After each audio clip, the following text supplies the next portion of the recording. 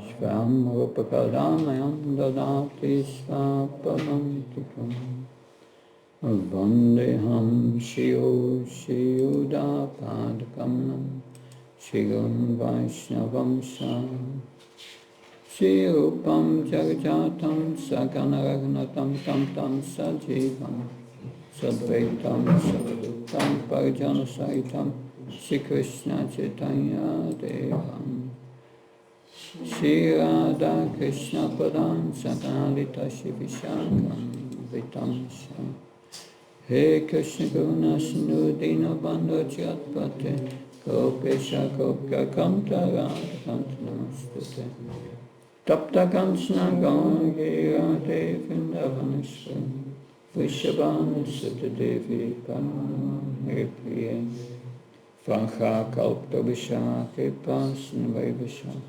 Padam Pavanvyo Vaishnavyo Namo Namo Jaya Shri Krishna Chaitanya Prabhu Nityananda Shri Advaita Gadada Shiva Sati Gaura Bhaktavinda Hare Krishna Krishna Krishna Hare Hare Hare Rama Rama Rama Hare Hare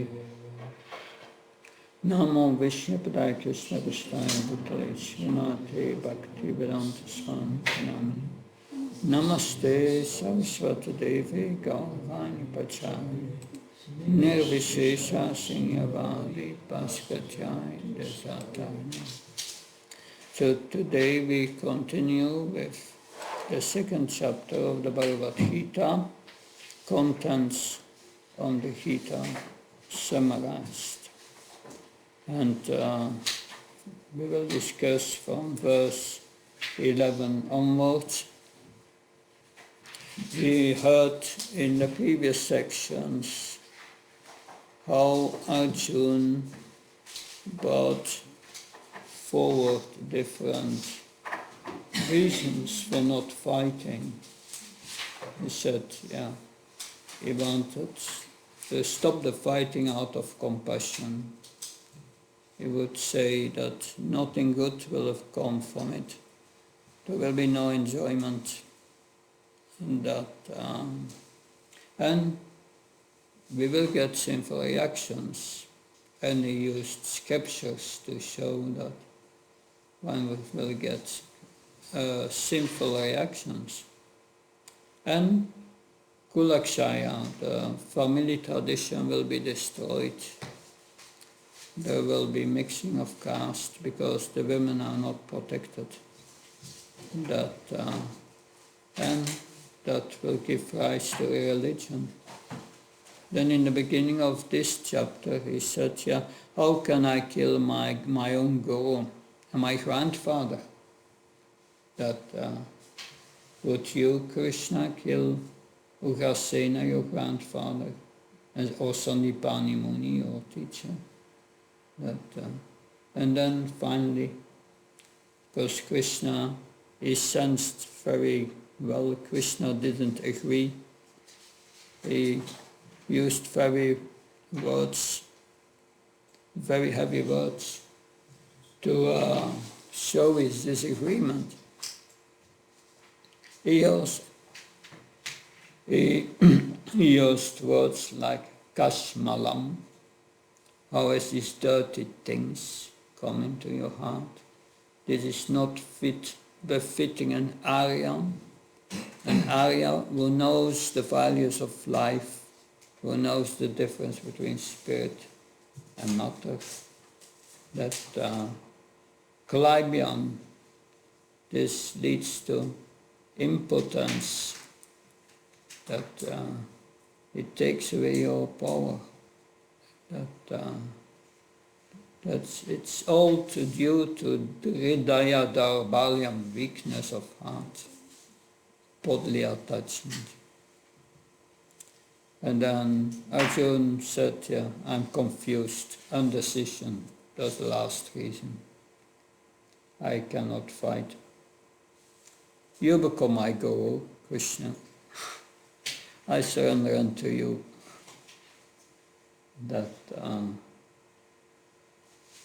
And then Krishna takes the role of the Guru. And now we hear the first instruction he's going to give in text 11. Om Namo Bhagavate Vasudevaya. Om Namo Bhagavate Vasudevaya. Shri Bhagavan Vacha Ashoshanam Vachoshasvam Prahyavasam Sabhasase Katasun Nagatasun Sanam Shunsa Shanti Pandita. The Supreme Personality of Godhead said, while speaking learned words, we are mourning for what is not worthy of grief. Those who are wise lament neither for the living nor the dead. So Krishna takes the position of a guru, and he starts with chastising his disciple. If you are chastised by the spiritual master, that is special mercy, because then you can correct and you will improve your character, spiritual character. So that is very important.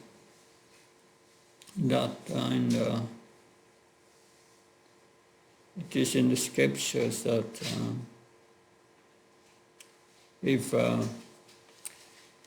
it's in the quote book also of Srila Prabhupada that here a spiritual master has the right to chastise. Fathers and spiritual masters are advised to chastise. Putram sasisyam sadayat natu lalayat.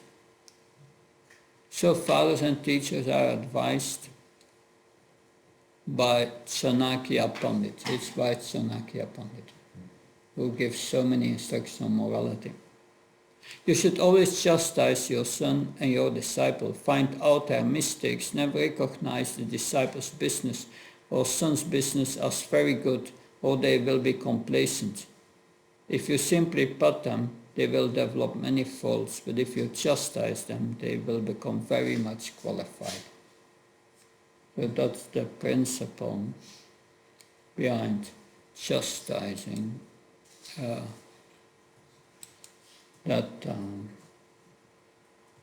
So Krishna takes the position of the Guru and is indirectly calling Arjuna a fool.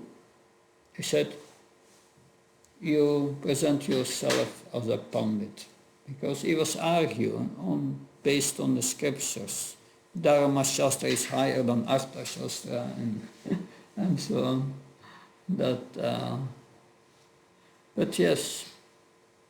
But you are not learned because you are lamenting. A learned person does not lament for the living, neither for the dead, because we are eternal souls. We don't die. We don't take birth. It's the body. Just a change of body, Krishna will say. So a learned person knows that the body is temporary and the soul is eternal, therefore do not lament. So note here, Krishna is going immediately to the spiritual platform. You are a soul, you are not a body. He condemns very strongly in this verse the body conception of life.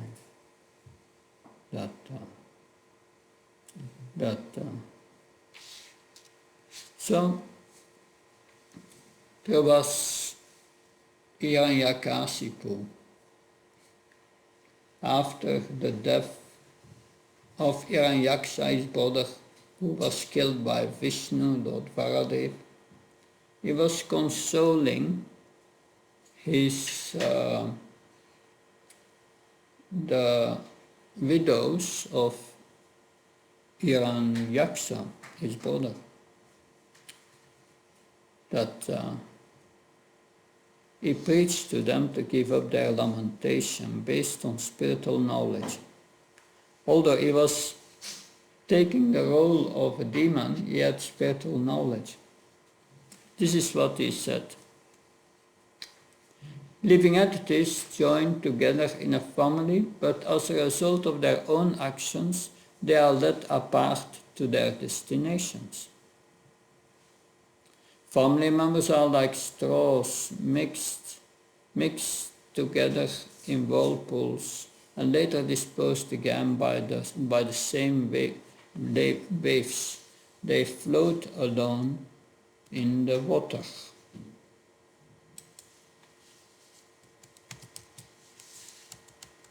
Mixed together.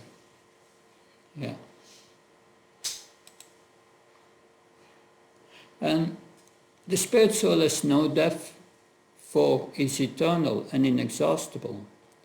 Being free from material contamination, he can go anywhere in the material world and spiritual world. The soul is different from the material body. So being misled by the slight independence, the living entity is infected by the modes of nature and is born in different families and species of life. Karanam guna sangosya satasat chami janmasu. By the agitation of the mind and by the material modes, the living entity thinks that he has changed from one condition to another. Avikala pumam. Atma, the spirit soul, is always unchanged. Then you have manodharma. That's the problem. The spirit soul, carried away by mental activities, suffers from so-called conditions, from so-called condition of material life.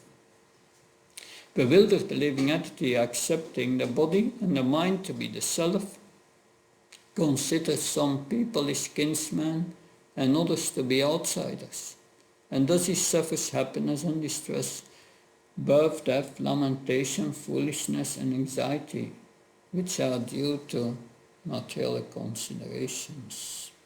So this is Hiranyakasipu, because he plays the role of a demon, but he's Jai, one of the gatekeepers of Vaikuntha. But he plays the role to fight with the Lord. He wanted to give him a good fight, because in Vaikuntha the Lord cannot fight. There's no one to fight with, there's no enmity. So that's a problem. But all the qualities that are in us are also in Krishna. So he also desires sometimes to have a good fight, but he cannot fight with anyone. All these demons in this world are too weak. So therefore, one of his associates in the Vaikuntha worlds came to the material world to fight with him. And that's the Hiranyakasipu. So he has spiritual knowledge. Text 12. Now, Krishna gives the good news. Natvevam chatunasam natvam nepi chanatiba nashiv sabhavishma sabhavayamata param. He says, you, Arjuna, all these kings here and me have existed in the past, are existing now, and will never cease to exist in the future. So Krishna affirms here the individuality of the spirit soul. And he said, this individuality you never will lose. It always existed and it will never stop to exist in the future. So this is, but then in the purport, Srila Prabhupada speaks about Mayavadis. We have already in the Shirs Upanishad course spoken about Mayavadis and Brahmavadis. What's the difference? Can someone tell me? Yes. Brahmavadis think that Brahman is the highest truth. generally want to be the controller, want to be God. Yes, close by. A question came to me regarding this question, because I always thought and heard that Brahmavadis are not as learned as Mayavadis. Mayavadis follow the scripture, apply the Vedanta philosophy and so on. And Brahmavadis, they don't have any scriptural background. And also, another thought, what came to me, is that Brahmavadis are more worshippers of the demigods than the Mayavadis. Is it true? But still, I don't think the demigods are the highest, but they worship the demigods and mistake them. Yeah.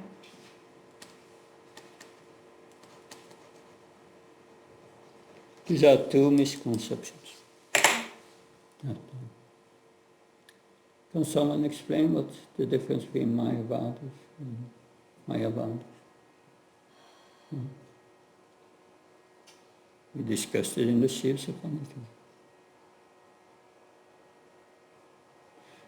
Brahmavadis, one point is clear, is that the thing Brahman is the absolute truth. It's not that they take it as supreme, because they don't know who is supreme. And the example is the sages appointed Bhrigu Muni to find out who is supreme. So they were Brahmavadis. And Bhrigu Muni was the most learned. So he was very learned. So we cannot say Brahmavadis are not learned. He was the most learned. Bhrigu Muni became the spiritual master of Indra and so on. And he was the son of Brahma. So he was appointed by the sages, because they had a meeting, and they said, we want to know who is supreme. Is it Brahma? Is it Lord Shiva? Or is it Vishnu? Vishnu is an incarnation is an expansion of Krishna. So they are equal, Vishnu and Krishna. So they sent out Bhrigu Muni. Bhrigu Muni went to his father in Satyaloka, and when he saw his father, he didn't offer respect. And his father immediately became angry. And Bhrigu Muni concluded that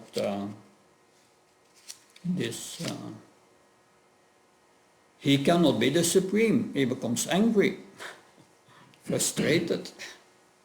So then he went to Lord Shiva, and Lord Shiva was very happy to see him and wanted to embrace him. But Bhrigu Muni said, stop! You are so dirty.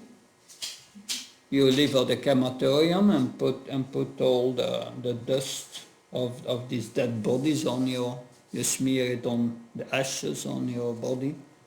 I don't want you to touch me. And Shiva became so angry, he wanted to kill him, but Parvati said, no, it's your brother, so please calm down.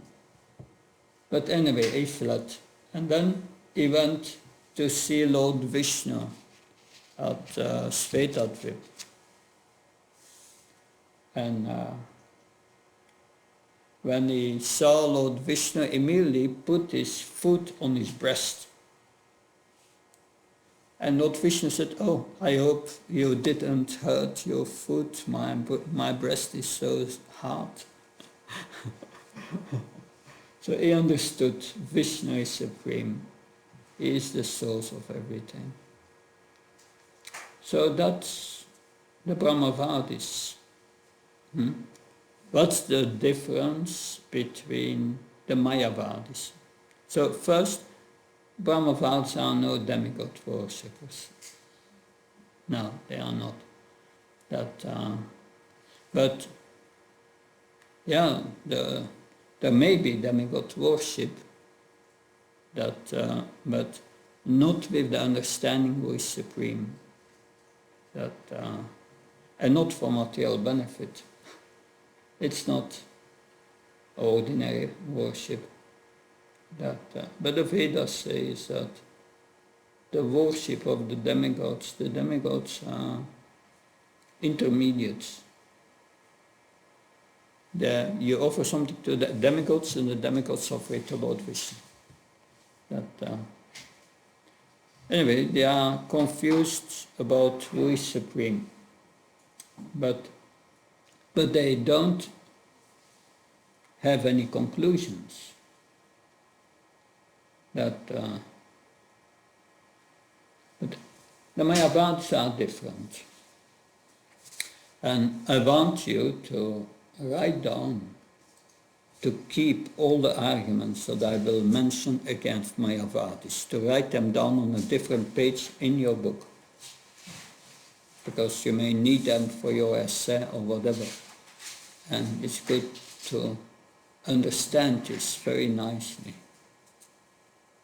So the Mayavadis, Krishna speaks about them in the 7th chapter.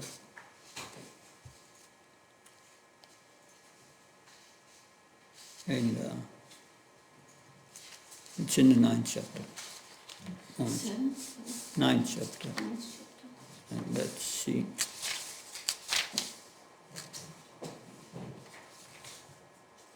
Nine 11.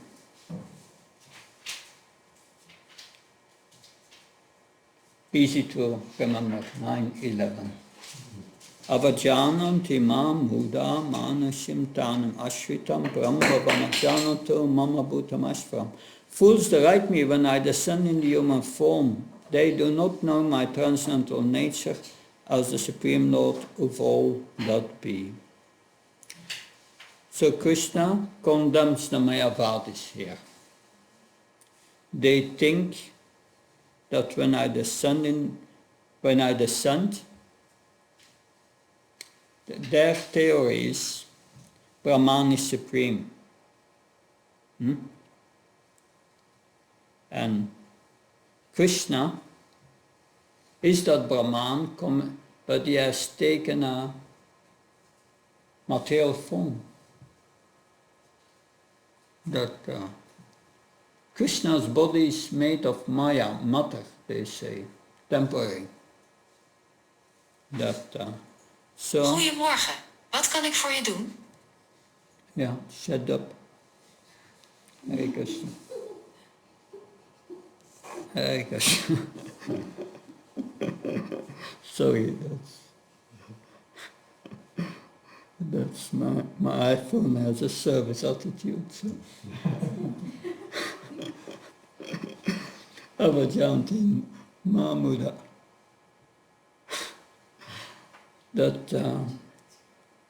So yes, they think Krishna has taken on a material form,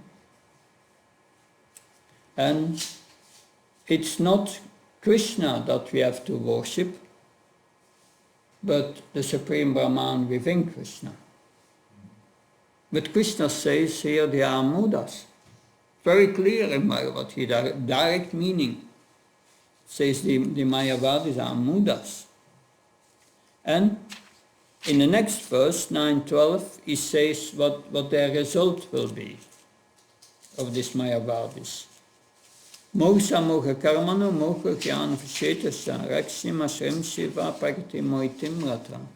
Those who are thus bewildered and attracted by the demoniac atheistic views, in that deluded condition, their hopes for liberation, their fruitive activities, and their culture of knowledge are all defeated. They can't even attain liberation because they are offenders to Krishna. Krishna's body, Krishna will say in the 4th chapter, 4:6.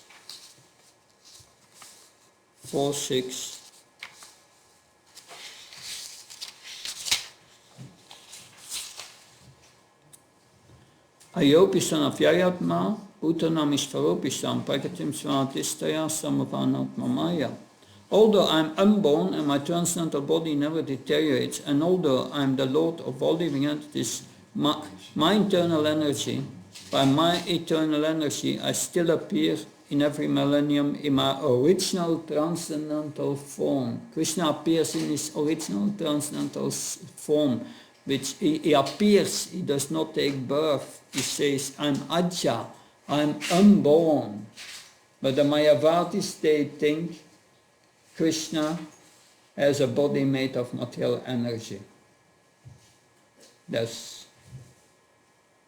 So then, what is the use if Krishna has a temporary body like us, and we have temporary bodies, that Krishna instructs Arjuna? It doesn't make sense.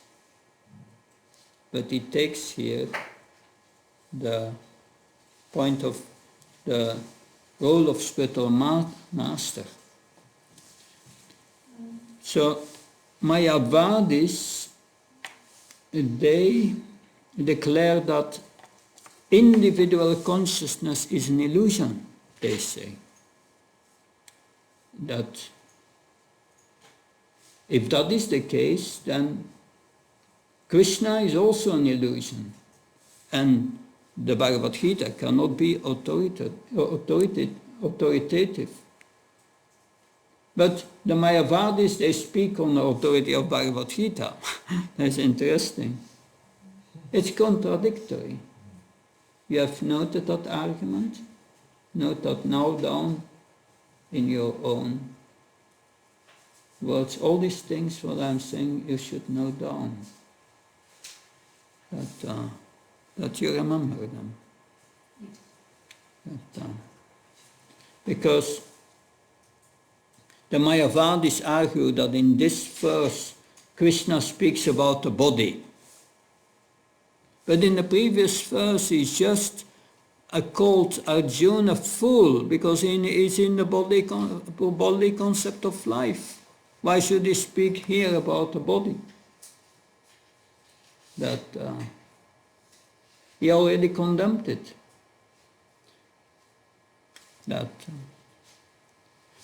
So, I read a part of the purport. The Mayavadi theory that after liberation the individual soul separated by the covering of Maya or illusion will merge into the impersonal Brahman and lose its individual existence is not supported herein by Lord Krishna, the Supreme Authority, because that's their goal, the Mayavadis. They want to lose their individuality and merge with Brahman. And Brahman is, in their terms, is God. Nor is a theory that we only think of individuality in the conditioned state supported herein. Krishna clearly says that in the future also the individuality of the Lord and others, as this confirms in this Upanishads, will continue eternally. These statements of Krishna is authoritative because Krishna cannot be subject to illusion. If individuality were not a fact, then Krishna would not have stressed it so much even for the future. Then at the end of the purport, after condemning the body conception of the living entities, how was it possible for Krishna to place again a conventional proposition on the body again? 2:13. Denosmin chatade kalam chavnam charatatatyantara praptir diastatranamuyati. As the embodied soul continually passes in this body from birth to youth to old age, the soul similarly passes into another body at death. A sober person is not bewildered by such change. So first, in the previous verse, Krishna gives the good news, we are eternal. In this verse, he gives the bad news. We are connected somewhere or another with this body. How this connection will be made will be explained in chapter 13. Very detailed. I cannot go into that now, but it is because one must understand that I'm an eternal soul, I'm in the heart of this body. A spiritual spark is a cause of It's the source of consciousness which is spread by the bloodstream all over my body. And this spirit soul, that the symptom is consciousness. Consciousness. That's why we know that the soul is in the body, because there is consciousness. And what does the soul do? Desire, at becoming attached to something. And we got a desire to control material nature. That's why we are here and why we are getting a body. But now that desire is contrary to the Ishavasa principle. You remember? And we must, Krishna consciousness means only one thing we have to change, our desire. The desire to serve Krishna. Instead of serving this body. So Krishna uses an example here how the body changes while the soul remains the same. Therefore Arjuna should not lament for Bhima and Dronacharya, who would simply, they will change bodies. And they will get better bodies, either spiritual bodies or heavenly bodies, but better bodies. Vishwadev's body is old. So the Mayavadi theory of oneness of the soul after liberation cannot be accepted, because the spirit soul is a fragmental part of Krishna. Mamavan Shurchivelika Jiva Bhuta Snatna. Bhagavad Gita 15:7. That is a fragmental part, and in the next section, or the section we are discussing, it will be clear. The soul is unchangeable, not cleavable, cannot be put into pieces. So Krishna is the Supreme Personality of Godhead, and Arjuna is an eternal part of Krishna. If both are diluted by the illusory energy, then their relationship of instructor and instructed is meaningless. But now, Krishna says in this verse, Dhirastatra namuyati, the body changes, and we get happiness and distress of the body and so many things. And the first lesson to begin spiritual life is you tolerate all these changes of the body. And you tolerate the mind. Tolerating. And that is the first step to advance in spiritual life. Text 14. Matra sparshas tukantya situshna sukadukada rama paina nityas tam stitikshvashva bharata.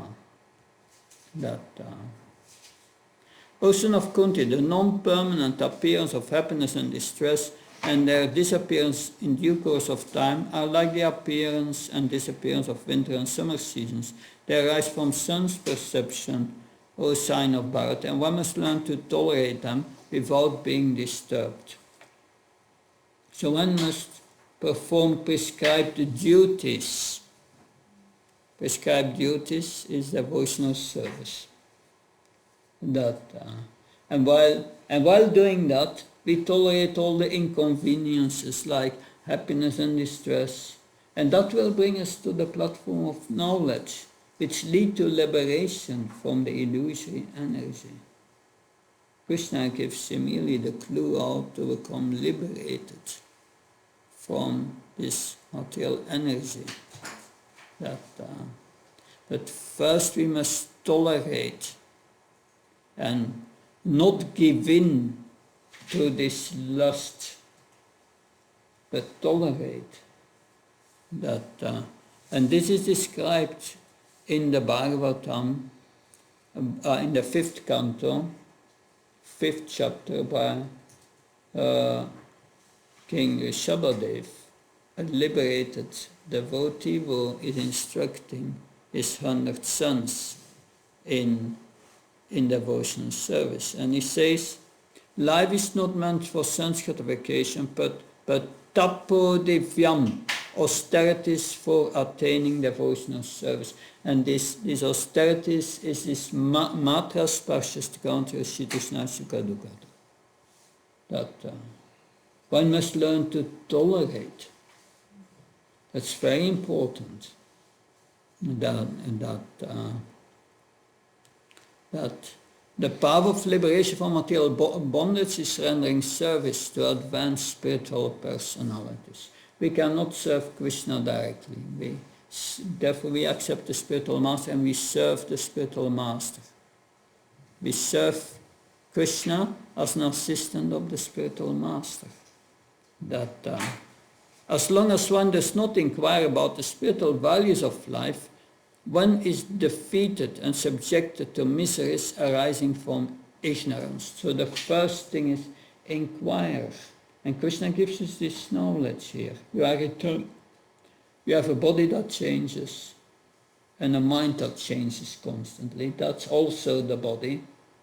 We have to tolerate constantly and engage in devotional service. Sometimes very difficult, but we have to learn. And sometimes we are defeated, but still we go on and struggle for Krishna to get through it.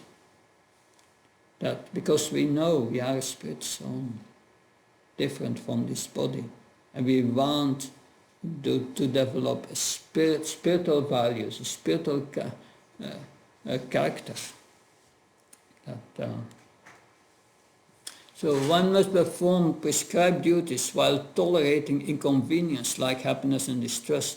This will bring one to the platform of knowledge which lead to liberation from the clutches of Maya. That is the message here. And Arjuna had to tolerate so many things. And we see, yes, you may have to kill your relatives, but you have to tolerate, Krishna says. And they will get better situations, better bodies. Then, because if you do that, Yaminya Vyatatantite Purusham Purushashaba Samudukas Kamsyam Somitatva Kalpate. O best among men, Arjuna, the person who is not disturbed by happiness and distress and is steady in both, is solely eligible for liberation. Not disturbed by happiness and distress. We don't want distress, but when it comes we tolerate. And when happiness comes, we are not eager to accept it. Because it's just for the body.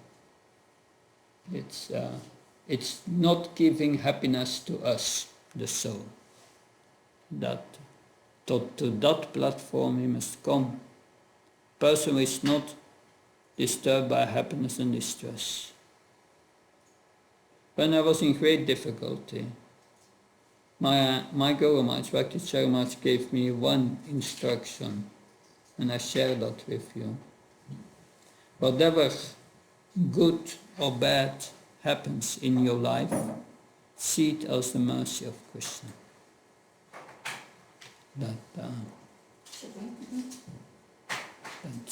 Yes, everyone wants happiness in this world. But, see all these children, everyone wants happiness. Even from a young age, we want happiness. But do we get always the happiness we want? No, there is all distress also. Why? We are not control of our happiness and distress. We are helpless. We don't control this. that nature is said to be the cause of all material causes and effects. But that's the first line. Nature is the cause of all material causes and effects. Not us. We can nothing do about it. But Pusa Sukha Dokhanam Bhakti Tveta Uchate, the last line said, but the living entity is responsible for his happiness and distress by his bhaktritve, trying to exploit material nature. We get reactions of our previous life. We have caused ourselves. So what is the quality of happiness we get in this world? Eating a pizza. How long takes the happiness? 20 minutes. 20 minutes. Okay, a slow eater. 20 minutes. That, yeah. But why do you eat a pizza? Because you are hungry. Hungry is, Enjoy the senses. yeah, you want to get rid of this hunger. That the pain in the stomach. And then when the pain is gone, we think everything is all right, but it starts again. So therefore the sages says, the Bhagavad Gita 5.22, an intelligent person does not take part in the source of misery which are due to contact with the material senses.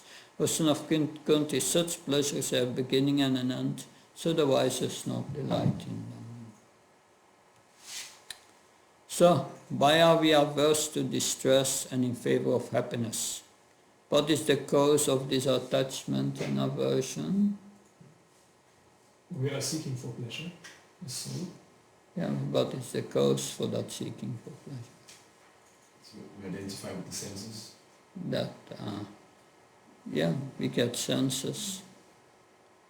Yes. I was saying that actually happiness is our true state. And because we are so mixed up, we are searching it falsely in this material world. But actually happiness in the spiritual world is our real position. That's true. Ananda Maya Vyasat, the living entity is pleasure seeking. But it seeks it in the material world, and that's wrong. That's not a place, there is no happiness in this world. Prabhupada said one should be thoroughly convinced there is no happiness in this world. If you think there is happiness, that's an illusion. Thoroughly convinced. He said in another purport, he said that there's a qualification to take initiation. You must be thoroughly convinced there is no happiness in this world. But yes, we are pleasure seeking, but we are seeking it in the wrong place. That's the problem. So what's the cause of this attachment and aversion?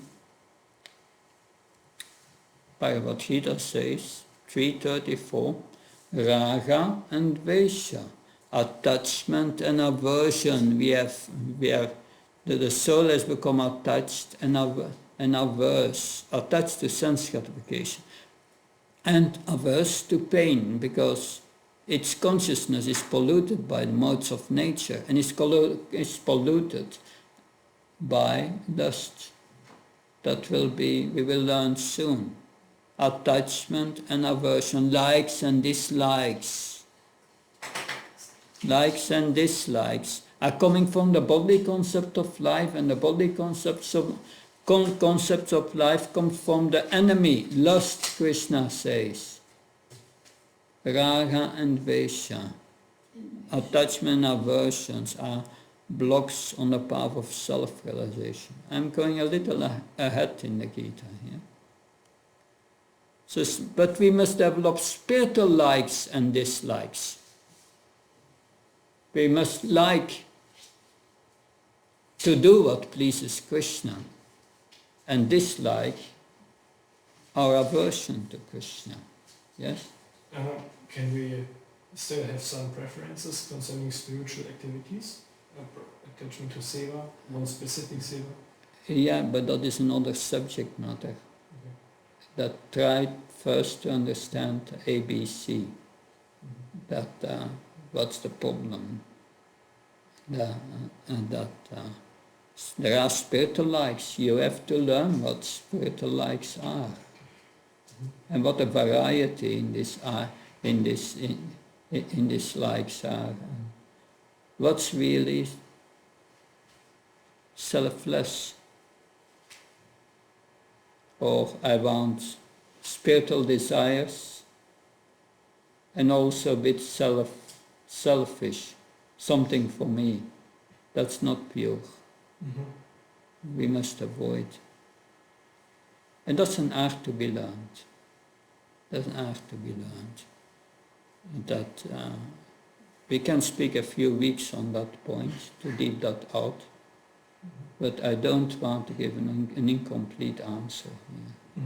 So I don't want to discuss it at this point. Okay.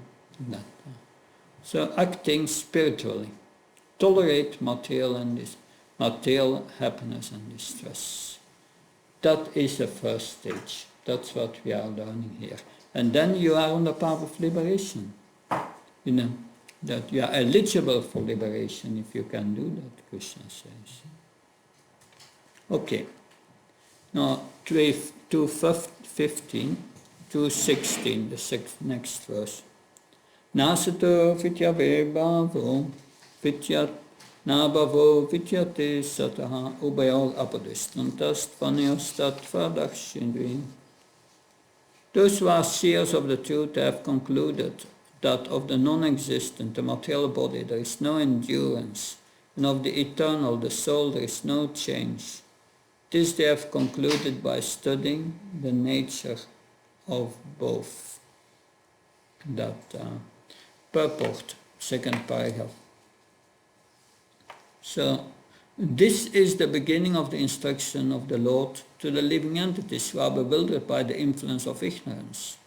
Removal of ignorance involves the re-establishment of the eternal relationship between the worshipper and the worshipable, and the consequent understanding of the difference between the part and parcel living entity and the Supreme Personality of Godhead. Because real happiness lies in our relationship with Krishna, not in our relationship with the material world. That's, if you don't agree, then you stay in the material world. Krishna say, okay, you try it out. But we are trying it already for so many lifetimes. One can understand the nature of the Supreme by thorough study of oneself, the difference between oneself and the Supreme being understood as the relationship between the part and the whole. In the Vedanta Sutra, as well in the Srimad Bhagavatam, the Supreme has been accepted as the origin of all emanations. Such emanations are experienced by superior and inferior natural sequences. Living entities belong to the superior nature, as it will be the energy and the energetic. Energy and as energetic. The energetic is accepted as the supreme, and the energy or nature is accepted as the subordinate. So the living entities therefore are always subordinate to the Supreme Lord, as is the case of the master and the servant, or the teacher and the taught.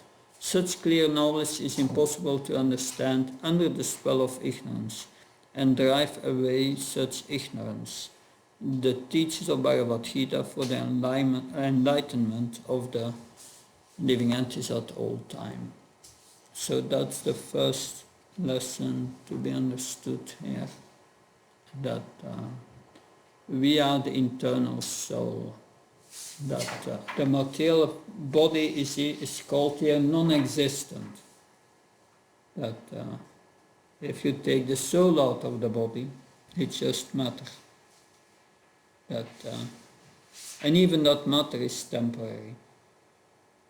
This world is dukkha layama shasvata, full of misery and temporary. This pessimistic view on the on the material world is important. It's important that otherwise we cannot advance in spiritual life. We have the most optimistic philosophy, we are eternal. And we are going to realize that. But on the material platform we are pessimists. That's the reality. That's a view of reality.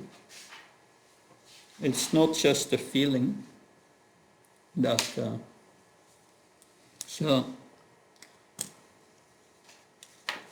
but also personalist or impersonalist both accept that the body is always changing and the soul does not change. It's eternal. So every cell in your body changes every 6 years. Every 6 years you have a new body. That is different. So you get a loan from the bank, right? And 7 years later you go to the bank and say, it's not me who signed it. My body changes. I'm not the same person. The bank will agree? No. We know very good we are the same person, although the body has changed.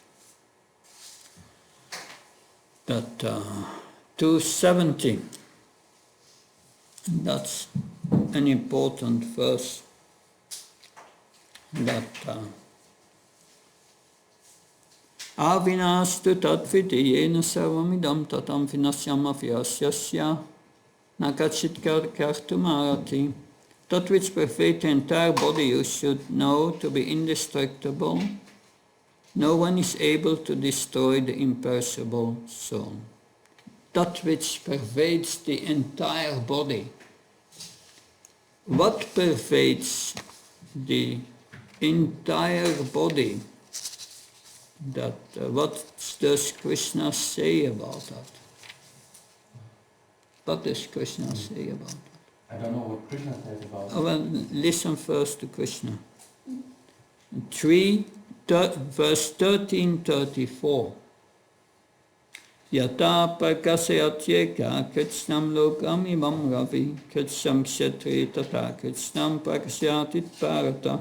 O son of Bharat, as the sun illuminates all this universe, so does the living entity, the soul, one within the body, illuminate the entire body by consciousness. It is coming from the soul, this consciousness, very clearly. Now, this is an important purport. Let's see.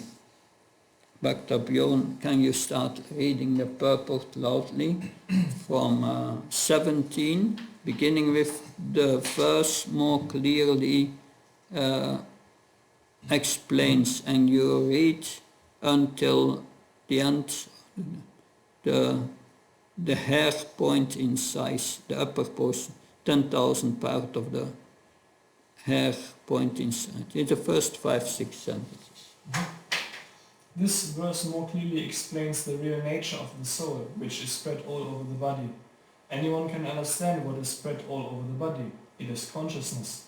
Everyone is conscious of the pains and pleasures of the body, in part or as whole.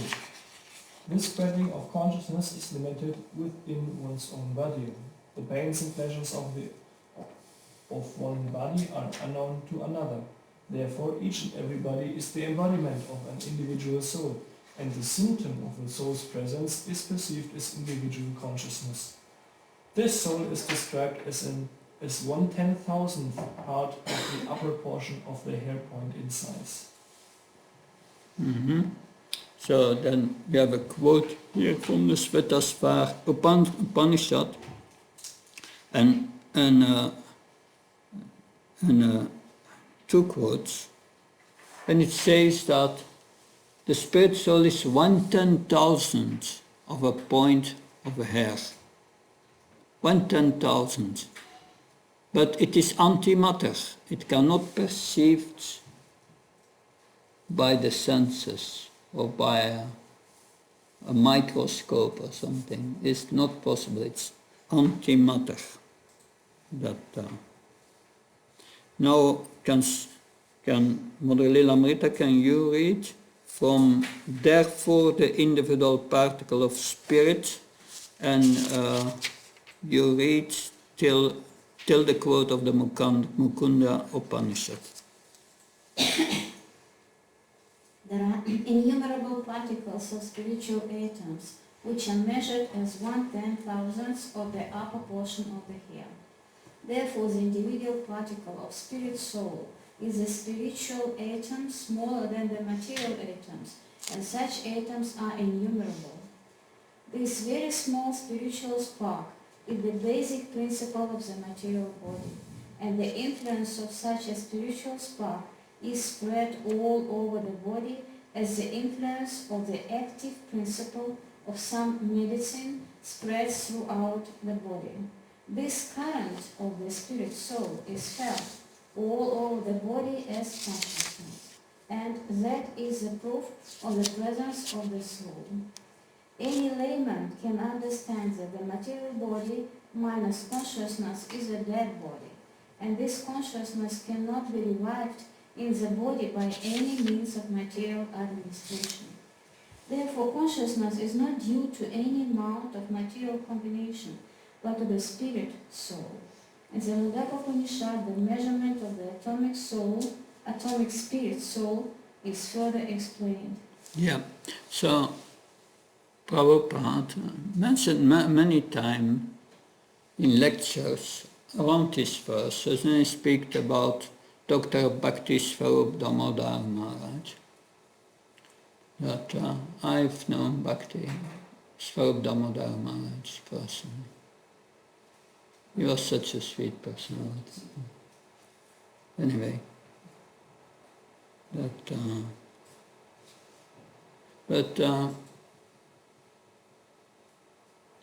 he was a doctor in chemics, and he was challenging another doctor in chemics who had won the Nobel Prize, and his theory was that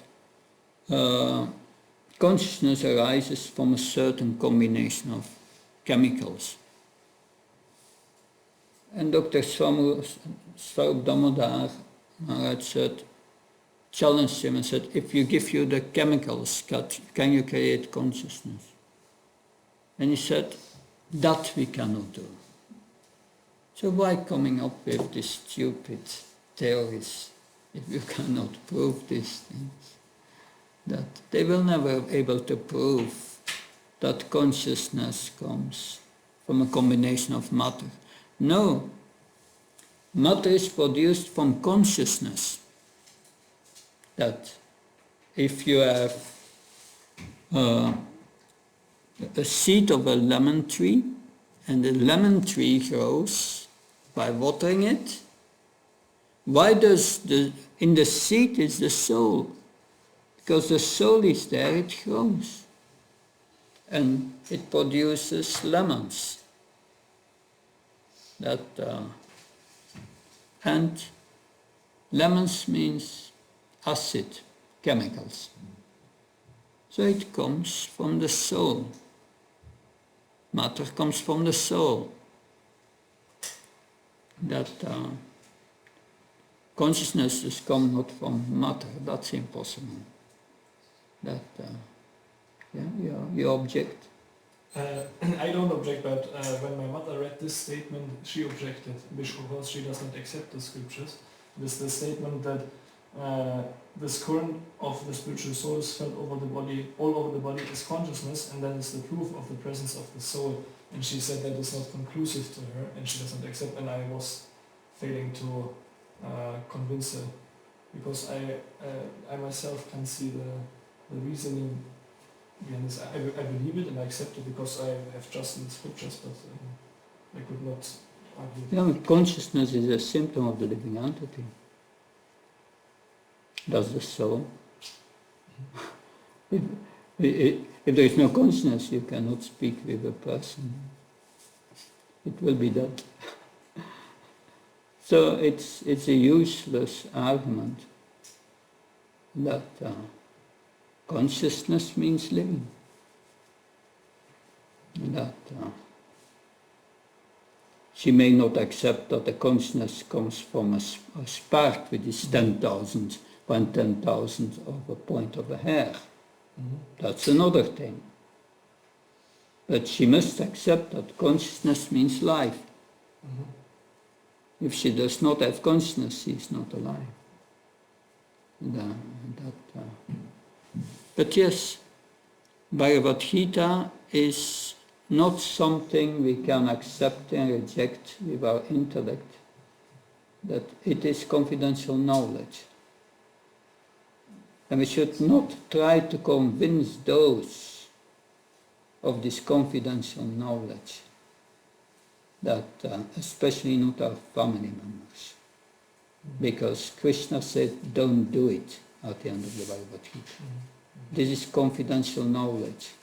Don't try to instruct those who don't want to be instructed by you. That's an error. But especially not our parents. But be gentle with them. And don't discuss these things. That it will lead only to problems in your relationship. That is what it will cause. That's my experience. So preaching must be done with discrimination. We have to find out those who are receptive, who wants to be instructed by us. And there are many. Many. But don't instruct your superiors. Parents are superiors. But, anyway, yeah, but I just warn you, we have to go further till, and I will not stop for breakfast until we are at a point we have to come. Okay? Now, next, the Hatha Yoga system that Gaurangi, can you read? The Hatha Yoga system in the purport. Yeah. So the very book starts with the soul. Yeah, or begin where the soul is atomic in size and can be perceived by perfect intelligence.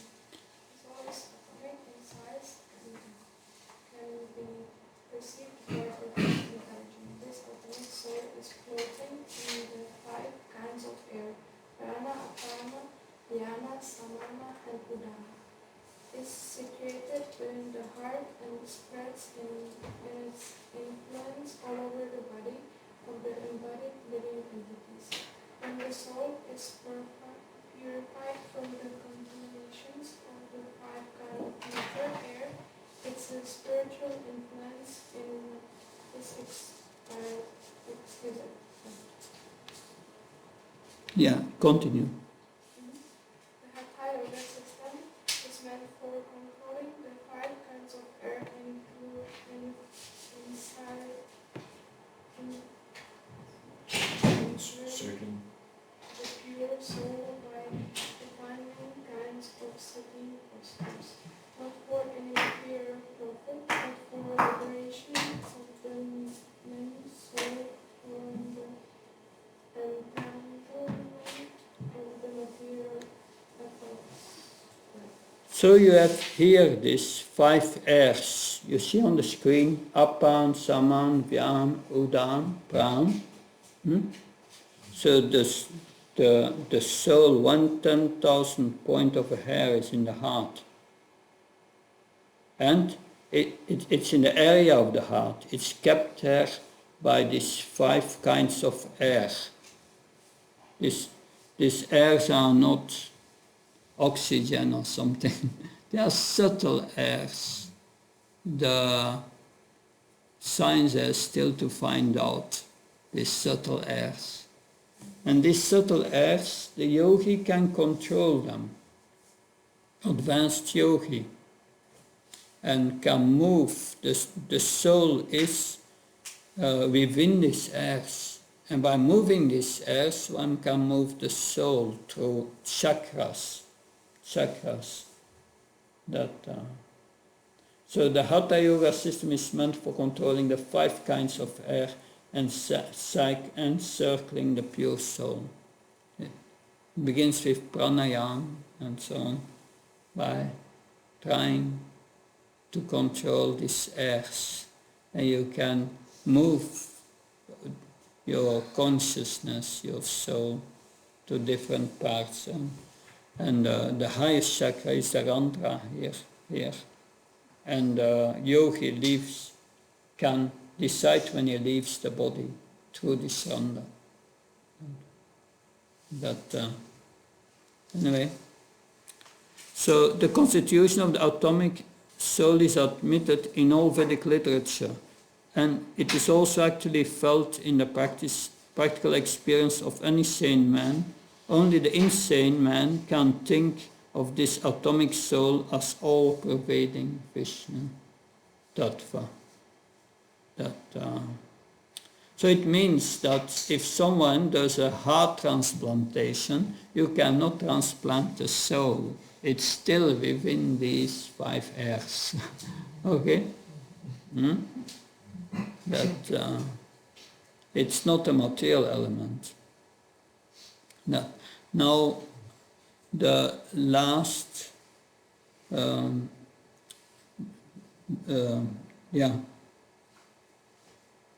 the last paragraph, Mother Divyana, you can read. Yes. So the constitution of the atomic soul is admitted in all Vedic literatures, and it is also actually felt in a practical experience of any sane man. Only the insane man can think of this atomic soul as all-pervading Vishnu Tattva. Yeah, continue till the end. The influence of the atomic soul can be spread all over a particular body. According to the Mandaka Upanishad, this atomic soul is situated in the heart of every living entity, and because the measurement of the atomic soul is beyond the power of appreciation of the material scientists, some of them assert foolishly that there is no soul. The individual atomic soul is definitely there in the heart, along with the super soul, and thus all the energies of bodily movement are emanating from this part of the body. The corpuses, yeah.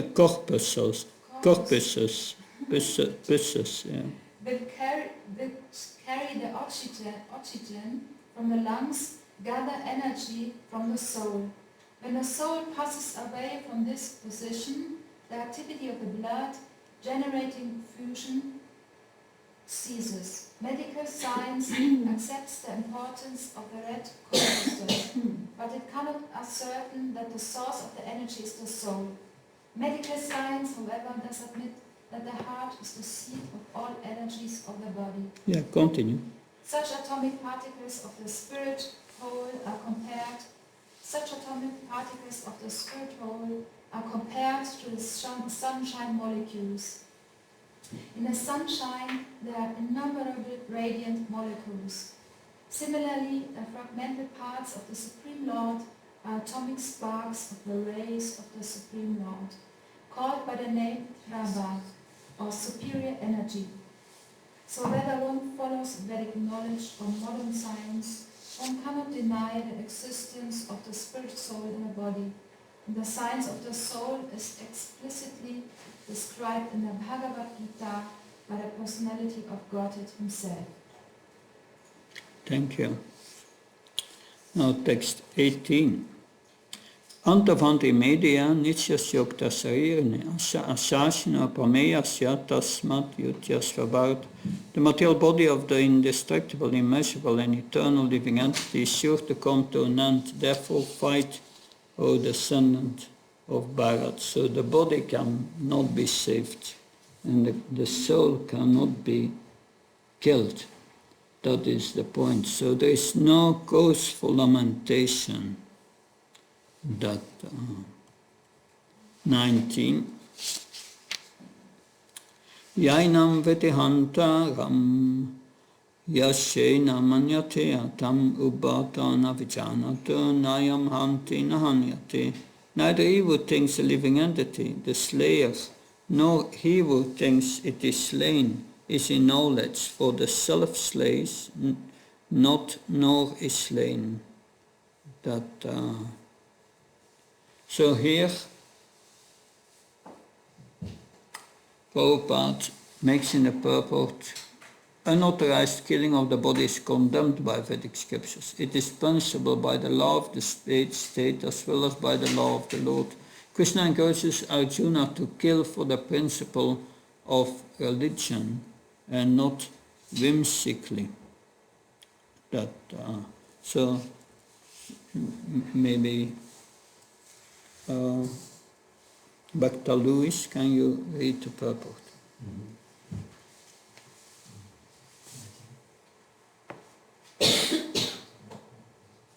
Verse 19. Verse 19. When an embodied living entity. When an embodied living entity is hurt by fatal weapons, it is to be known that the living entity within the body is not killed. The spirit soul is so small that it is impossible to kill him by any material weapon, as will be evident from subsequent verses. Nor is the living entity killable, because of his spiritual constitution.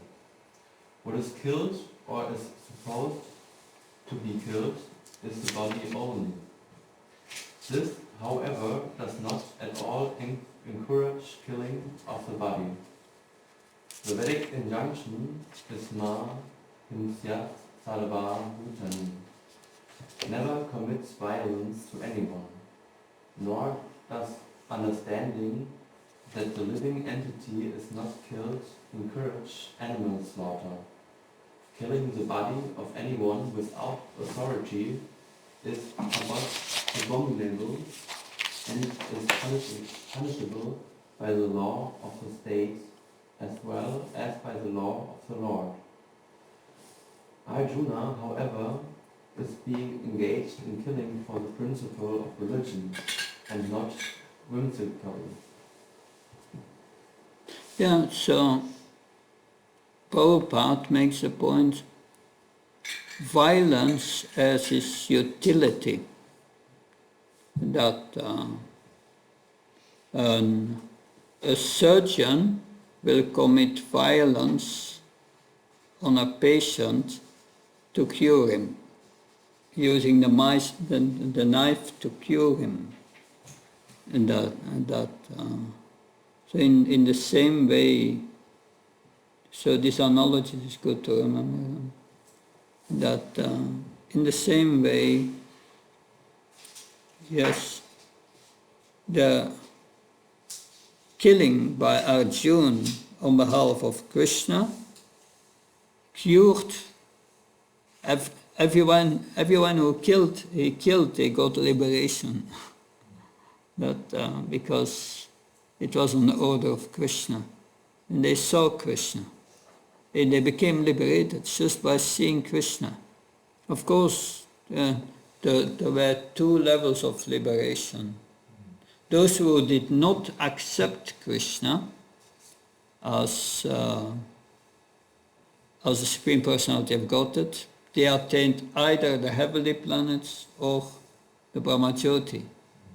And those who accepted Krishna as Supreme Personality of God, they went to the spiritual world. So now Krishna is focusing on Sankhya. This is Sankhya what we are discussing. Sankhya, understanding the difference between matter and spirit by analysis. That analysis will go until verse 30. Especially the next verse is important, verse 20. And it's good also if you preach, or if you have to give a lecture about the nature of the soul, use this verse 20. It gives a summary of everything what has been told before. Na jayate michaveva kadachin nayam bhutva bhavitava nabhuyaha ayo nitya sasvato yam purano nahanyate anyamani sariri. For the soul there is neither birth nor death at any time. He has not come into being, does not come into being, will not come into being. He is unborn, eternal, ever existence and primeval. He is not slain when the body is slain. So that requires advanced intelligence to understand this. That really advanced intelligence. Not everyone can understand that. Prabhupada said devotees are very intelligent. They are the most intelligent people in this world. Because they can understand these things. The ordinary people, they may have PhDs and whatever, but they cannot understand that they are not the body. Because here, this is going beyond the conception of our logic. This is trans-logic, as we discussed. Beyond logic. The logic of this material world applies to the material laws governing in this material world. But even this material worlds, subtle material worlds, which subtle laws of material nature, which we can't see and perceive. These are the laws of karma. Very subtle laws. But the soul is spiritual. It has no beginning and no end. It will never stop to exist. And it has never been created. Never been created. We cannot imagine such a thing. In this world, everything has a beginning and an end. But the soul has no beginning and an end. That we have always existed. Anyway, it's not that the soul has been created at a certain moment. No. We are eternally, Krishna says, Mamaipansuchi Viluka Jiva Bhuta Sanatana. The living entities are eternally my separate part and parcels, never being created. So this is important in the purport. The body is subject to 6 kinds of transformation. It takes birth from the womb of the mother's body, remains for some time, grows, produces some effects, gradually dwindles, and at last vanishes into oblivion. The soul, however, does not go through such changes. So the body goes through these changes, but the soul not.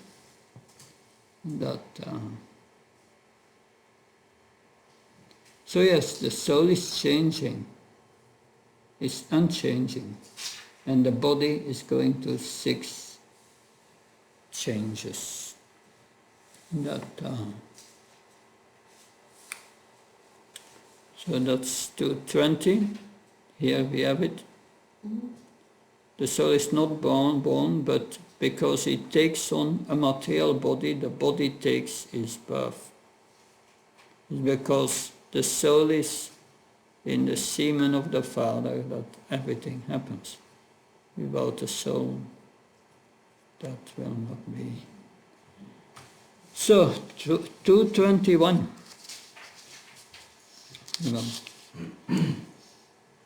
Do this last verse, 221. Of course, yes.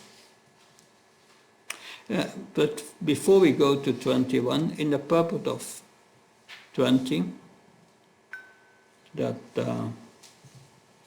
near to the end, there are 2 kinds of souls, namely the minute particle soul, Anu Atma, and the super soul, Vibhu Atma.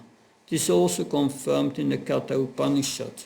Both the super soul and atomic soul are situated in the same tree of the body, within the same heart of the living entity.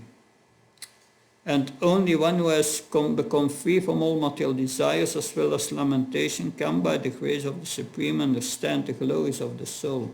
Krishna is the fountainhead of the super soul also, and it will be disclosed in the following chapter. And Arjuna is the atomic soul, forgetful of his real nature. Therefore he requires to be enlightened by Krishna or by his bona fide representative, the spiritual master. So there is not only the soul and the super soul. So that is knowledge that we have, that we will discover in Bhagavad Gita. What does the soul do? And what does the super soul do? Krishna says in Bhagavad Gita, Anumanta, I'm the witness and I'm the permitter. So the soul desires, and Krishna fulfills the desires of the soul as far as they deserve that.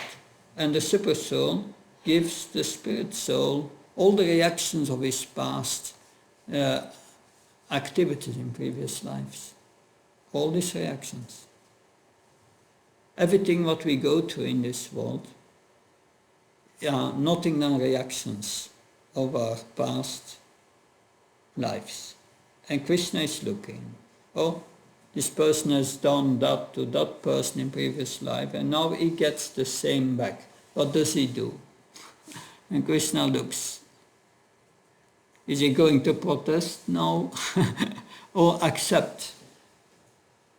A devotee has knowledge and he accepts, okay, this is a reaction, I've paid for it, good. And he does not retaliate or whatever. So these things we need to learn. Krishna is controlling material nature. It means I'm speaking now, but Krishna is speaking as a super soul, because I cannot control material nature as a soul. But Krishna does it as I am desiring, as far as I deserve it. So Krishna knows all these things. And the reactions we get are very precise. And nothing you can do about it. Therefore, Tashevaita payate kogdo nalapyate yad brahmatam yuparata talapyate dukava anyatoskan kalena sarvada kabira masa. In the Bhagavatam, Srila Vyasadeva says to Narada Muni tells Srila Vyasadeva, one should search for happiness in this world, which is not attainable from the lowest till the highest planet. That means happiness in Krishna consciousness.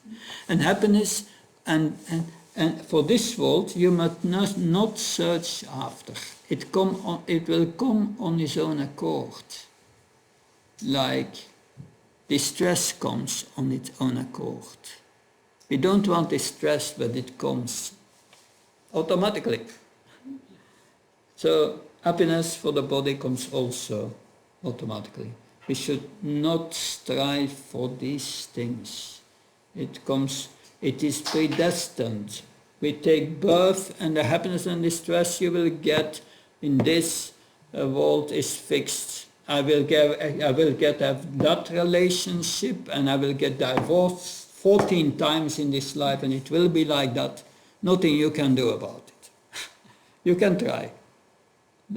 So don't plan for these things. It's a very important lesson to learn, and if you are not convinced of it, Krishna will make you convinced. But don't take a few lifetimes extra to find this out. Don't do it. Spend your life in Krishna consciousness. The last verse for now, 21. So, Veda vinashinam nityam Yaina machamafyam katam saposa parta kam gatayati hantimam. O Part, how can a person who knows that the soul is indestructible, eternal, unborn, and immutable kill anyone or cause anyone to kill? In the purport, we have this comparison with the surgeon and also the justice of peace. Bhakti, you can read the purport too. Everything has its proper utility, and a man who is situated in complete knowledge knows how and where to apply a thing for its proper utility. Similarly, violence also has its utility, and how to apply violence rests with the person in knowledge. Although the justice of the peace awards capital punishment to a person condemned for murder, the justice of the peace cannot be blamed, because he orders violence to another person according to the codes of justice. In Manu Samhita, the law book for mankind, it is supported that a murderer should be condemned to death so that in his next life he will not have to suffer for the great sin he has committed. Therefore, the king's punishment of hanging a murderer is actually beneficial. Similarly, when Krishna orders fighting, it must be concluded that violence is for supreme justice, and thus Arjuna should follow the instruction, knowing well that such violence committed in the act of fighting for Krishna is not violence at all, because at any rate the man, or rather the soul, cannot be killed. So for the administration of justice, so-called violence is permitted. A surgical operation is not meant to kill the patient, but to cure him. Therefore, the fighting to be executed by Arjuna at the instruction of Krishna is with full knowledge, so there is no possibility of sinful reaction. So I will end with